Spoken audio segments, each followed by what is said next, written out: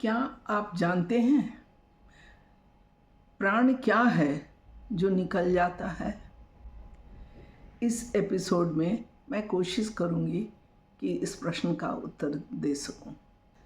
नमस्ते, मेरा नाम डॉक्टर साधना श्रीवास्तव है और मैं एक रिटायर्ड प्रोफेसर हूं जो तत्वबोध पढ़ रही हूं और आप लोगों के साथ शेयर कर रही हूं। यह बोध प्रारंभ करने से पहले चलिए मंगलाचरण कर लेते हैं। वासुदेवेन्द्र योगीन्द्रं नत्वा ज्ञानप्रदं गुरुं मुमुक्षूणां हितार्थाय तत्त्वबोधो विधीयते।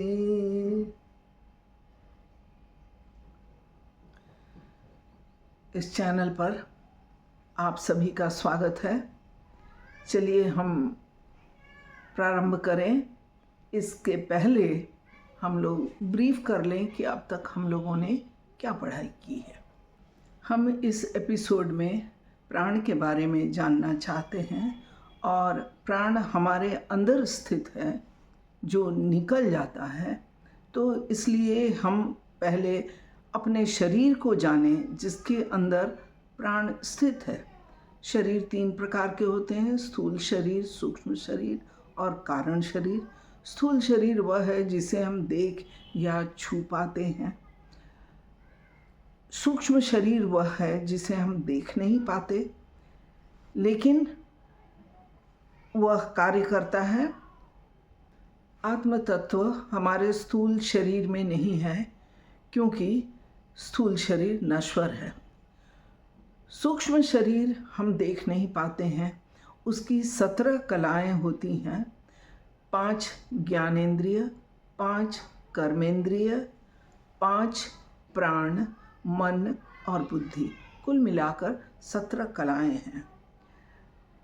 आत्मा यहाँ भी स्थित नहीं है क्योंकि ये जड़ भूतों से बना है। सूक्ष्म शरीर भी जड़ है, इसलिए आत्मा तो यहाँ नहीं है। 5 ज्ञानेंद्रिय हमारी हैं, वह इंद्रिया जिससे हम बाह्य जगत से जुड़ते हैं, जैसे कि चक्षु इन विषयों का नियंत्रण करते हैं। अब चलिए हम प्राण समझते हैं। हम जानते हैं कि कान में जो छिद्र है वहाँ से शब्द जब अंदर प्रवेश करते हैं तो वह ईयर ड्रम से नस नाड़ियों द्वारा मस्तिष्क तक पहुँच जाते हैं।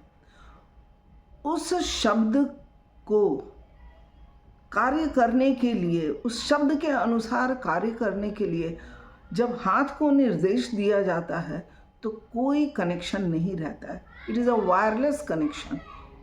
वायरलेस कनेक्शन है जो कि हाथ को उस शब्द के आधार पर आदेश देता है कि पकड़ो, किसी वस्तु को पकड़ो। यह जो शक्ति है जो वायरलेस द्वारा खबर पहुंचाती है, इस शक्ति का नाम है प्राण। इसे प्राण शक्ति कहते हैं। यह प्राण शक्ति हम जब सूर्य की किरणें बहुत ही शीतल होती है उस समय अगर आदमी देखे सूर्य को तो वह किरण आँखों को फायदा पहुंचाता है। देवता की कृपा रहती है। कहते हैं जो लोग बहुत उम्र तक चश्मा नहीं चढ़ता है वे लोग अपनी आँख की सेवा अच्छी तरह देखभाल करते हैं तो लोग कहते हैं कि आपकी आँख बहुत अच्छी है, दृष्टि बहुत अच्छी है, आप पर सूर्य देवता की कृपा है। उसी प्रकार ध्वनि जो है वो आकाश से आती है। आकाश से ही ध्वनि हमारे कान तक पहुंचती है। इसीलिए ध्वनि के देवता का नाम है दिक् देवता, दिशा। आकाश से वो ध्वनि आती है, दिशाओं से ध्वनि आती है, इसीलिए ध्वनि के देवता दिक् देवता है। और उनकी कृपा बनी रहे तो हमारा कान भी ध्वनि अच्छी तरह ग्रहण कर पाएगा। इसी प्रकार सभी नियमों के नियंता जो हैं वो देवता हैं। और हम लोग कहते हैं किसी की अगर आवाज़ बहुत अच्छी है, बहुत अच्छे हैं संगीत में, तो हम कहते हैं आप पर सरस्वती की कृपा है। तो ये सारे जो हैं वो देवता हैं। तो हमारे इंद्रियों के जो देवता हैं वो हमारे इंद्रियों का देखभाल करते हैं। अब एक बात आती है व्यष्टि और समष्टि, तब हम लोग और अच्छी तरह समझ पाएंगे। व्यष्टि होता है इंडिविजुअल। मान लीजिए एक परिवार को ले लें। परिवार में जो एक व्यक्ति है वह व्यष्टि है और पूरा परिवार जो है वह समष्टि है।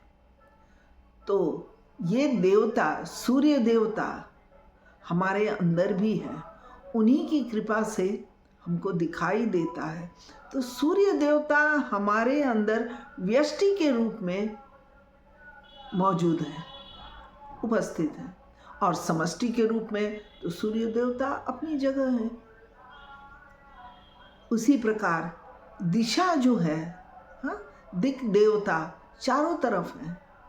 लेकिन अगर दिक देवता की कृपा हमारे कान पर नहीं हो तो शायद हमें कभी सुनाई भी नहीं दे। हमारी जिह्वा जो है वो रस को ग्रहण करती है। अच्छा, जिह्वा का कंस्ट्रक्शन ऐसा रहता है कि जिह्वा के हर भाग में अलग अलग स्वाद अनुभव होता है। जिह्वा के अग्र भाग में मीठा ग्रहण होता है, नहीं, अग्र भाग में तीखा ग्रहण होता है, मध्य भाग में मीठा ग्रहण होता है और अंत में खट्टा वो ग्रहण होता है। तो ये रस के भी जो अपने नियम हैं, जिससे कि हम अगर जीवा की सफाई रखें, अच्छी तरह उसका देखभाल करें, तो ये सेंसेशन हमारे अंदर मजबूत रहेगा। तो हम कहेंगे कि हाँ, वरुण देवता, चूँकि रस है तो उसे वरुण देवता की कृपा है। हमारे स्किन पर बहुत छोटे छोटे छिद्र हैं जो कि सांस लेते हैं। अगर हम अपने शरीर को साफ सुथरा रखें, अगर हम वायु का स्पर्श होने दें, हम बंद ना रहें, खुली हवा में निकलें, वायु के संपर्क में आएं, ताकि हमारी स्किन जो है, चर्म जो है, वो श्वास ले और स्वस्थ रहे, तो इसे कहेंगे कि वायु देवता की कृपा हम पर बनी हुई है। तो इस प्रकार सभी इंद्रिय के अपने अपने विषय हैं और अपने अपने देवता हैं। तीसरा और आखिरी शरीर है कारण शरीर। यह कारण शरीर हमारे बाकी दोनों शरीर, स्थूल और सूक्ष्म शरीर का कारण है। यह उन दोनों शरीरों से भिन्न है। इसे समझने के लिए प्रत्येक विषय के देवता होते हैं जो कि उन नियमों का, प्रकृति के अनुसार जो नियम है, उन नियमों का नियंत्रण करते हैं और हम अगर उनका पालन करते हैं तो हमें उससे लाभ होता है। अगर उन नियमों को तोड़ते हैं तो हमें उससे हानि होती है। एक छोटा सा उदाहरण लें, उदाहरण से हम ज़्यादा अच्छी तरह समझा सकेंगे। जिस तरह चक्षु के देवता सूर्य को माना जाता है, सूर्य देवता है, तो सूर्य को कहते हैं कि सुबह जब सूर्योदय होता है, सूर्य की किरणें बहुत ही शीतल होती है। उस समय अगर आदमी देखे सूर्य को तो वह किरण आँखों को फायदा पहुंचाता है। देवता की कृपा रहती है। कहते हैं जो लोग बहुत उम्र तक चश्मा नहीं चढ़ता है, वे लोग अपनी आँख की सेवा अच्छी तरह देखभाल करते हैं, तो लोग कहते हैं कि आपकी आँख बहुत अच्छी है, दृष्टि बहुत अच्छी है, आप पर सूर्य देवता की कृपा है। उसी प्रकार ध्वनि जो है वो आकाश से आती है, आकाश से ही ध्वनि हमारे कान तक पहुंचती है। इसीलिए ध्वनि के देवता का नाम है दिक् देवता, दिशा। आकाश, आकाश से वो ध्वनि आती है, दिशाओं से ध्वनि आती है, इसीलिए ध्वनि के देवता दिक् देवता है। और उनकी कृपा बनी रहे तो हमारा कान भी ध्वनि अच्छी तरह ग्रहण कर पाएगा। इसी प्रकार सभी नियमों के नियंता जो हैं वो देवता हैं। और हम लोग कहते हैं किसी की अगर आवाज़ बहुत अच्छी है, बहुत अच्छे हैं संगीत में, तो हम कहते हैं आप पर सरस्वती की कृपा है। तो ये सारे जो हैं वो देवता हैं। तो हमारे इंद्रियों के जो देवता हैं वो हमारे इंद्रियों का देखभाल करते हैं। अब एक बात आती है व्यष्टि और समष्टि, तब हम लोग और अच्छी तरह समझ पाएंगे। व्यष्टि होता है इंडिविजुअल। मान लीजिए एक परिवार को ले लें, परिवार में जो एक व्यक्ति है वह व्यष्टि है और पूरा परिवार जो है वह समष्टि है। तो ये देवता, सूर्य देवता हमारे अंदर भी है, उन्हीं की कृपा से हमको दिखाई देता है। तो सूर्य देवता हमारे अंदर व्यष्टि के रूप में मौजूद है, उपस्थित है, और समष्टि के रूप में तो सूर्य देवता अपनी जगह है। उसी प्रकार दिशा जो है, हाँ, दिक् देवता चारों तरफ है, लेकिन अगर दिक् देवता की कृपा हमारे कान पर नहीं हो तो शायद हमें कभी सुनाई भी नहीं दे। हमारी जिह्वा जो है वो रस को ग्रहण करती है। अच्छा, जिह्वा का कंस्ट्रक्शन ऐसा रहता है कि जिह्वा के हर भाग में अलग अलग स्वाद अनुभव होता है। जिह्वा के अग्रभाग में मीठा ग्रहण होता है, नहीं, अग्रभाग में तीखा ग्रहण होता है, मध्य भाग में मीठा ग्रहण होता है और अंत में खट्टा वो ग्रहण होता है। तो ये रस के भी जो अपने नियम हैं, जिससे कि हम अगर जीवा की सफाई रखें, अच्छी तरह उसका देखभाल करें, तो ये सेंसेशन हमारे अंदर मजबूत रहेगा। तो हम कहेंगे कि हाँ, वरुण देवता, चूँकि रस है तो उसे वरुण देवता की कृपा है। हमारे स्किन पर बहुत छोटे छोटे छिद्र हैं जो कि सांस लेते हैं।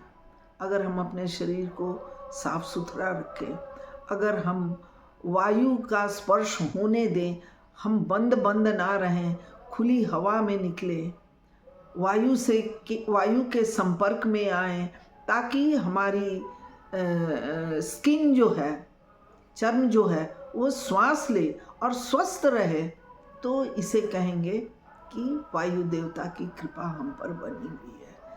तो इस प्रकार सभी इंद्रिय के अपने अपने विषय हैं और अपने अपने देवता हैं। ईश्वर और देवता के प्रसंग को बाद में हम लोग विस्तार से पढ़ेंगे, स्टडी करेंगे, डिस्कस करेंगे। अभी हम लोग व्यष्टि यही समझे कि परिवार का एक सदस्य व्यष्टि है और पूरा परिवार समष्टि है। हम व्यष्टि हैं और ये पूरा जगत समष्टि है। इसे एक छोटा सा एग्जाम्पल से समझते हैं। देखिए, जब हम घड़ा बनाते हैं, मिट्टी का घड़ा, तो मिट्टी होता है कारण, अगर मिट्टी ना रहे तो घड़ा ना बने। तो कारण हुआ मिट्टी और कार्य हुआ घड़ा।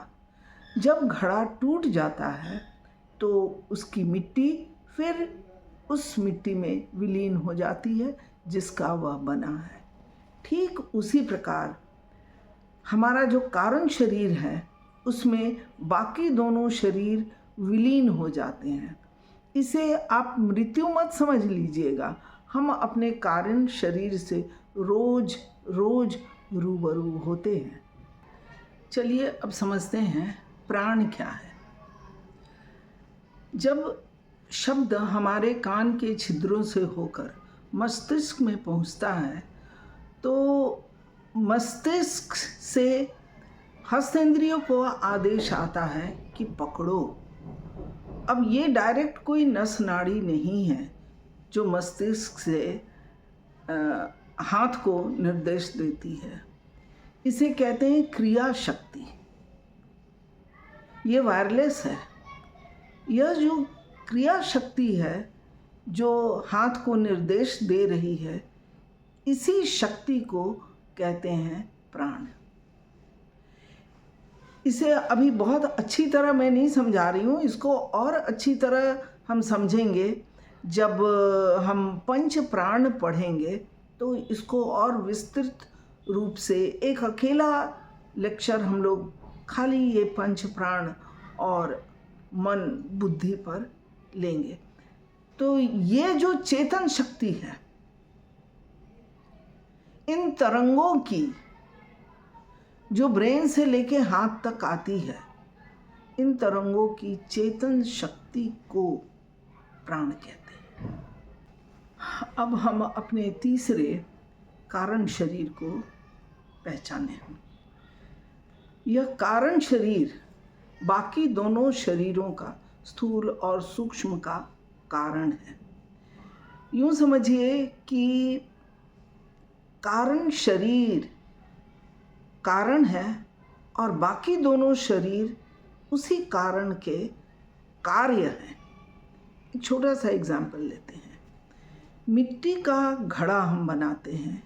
मिट्टी है आधार, मिट्टी है कारण और घड़ा है कार्य।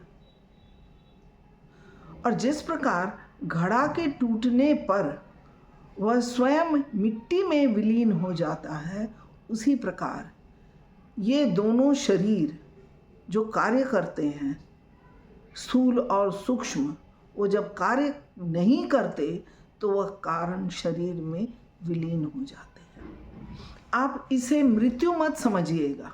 हम अपने कारण शरीर से रोज रूबरू होते हैं। कारण शरीर अविद्या है।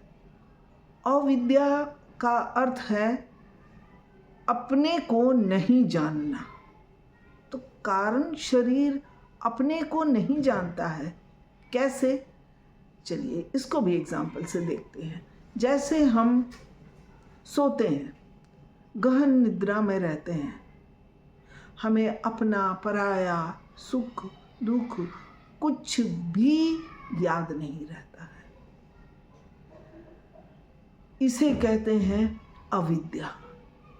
गहन निद्रा में कारण शरीर अद्वैत अवस्था में है। अद्वैत यानी वहाँ कोई दूसरा नहीं है, दूसरा का प्रवेश नहीं है।